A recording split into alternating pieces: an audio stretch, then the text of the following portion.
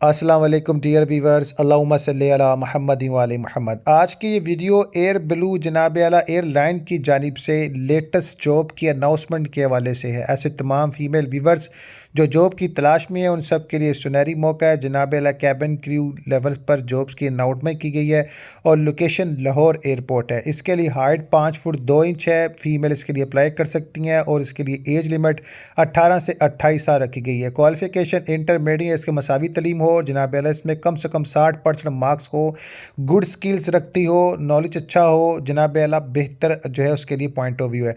Time सुबह 9 से शाम 4 बजे का है। 6 अगस्त 2025 को आपने इंटरव्यू के लिए आना है Pearl Continental hotel culture hall Lahore में। अपने डॉक्यूमेंट साथ लेकर आनी है जनाब आला। जो डॉक्यूमेंट रिक्वायर्ड है इसमें इंटरव्यू के दौरान आप CNC और 2 पासपोर्ट साइज़ फ़ोटोग्राफ साथ लाएंगे। मैट्रिक सर्टिफिकेट और इंटरमीडिएट सर्टिफिकेट और उसके मसावी जो तलीम है साथ लेके आएंगे। इससे अगर ज़्यादा तलीम है तब भी आप वो डॉक्यूमेंट साथ लेकर आएंगे, ये बेहतर होगा। स्किल्स की वजह से बात की जाए, strong communication skills English and Urdu language पर अबूर हासिल हो।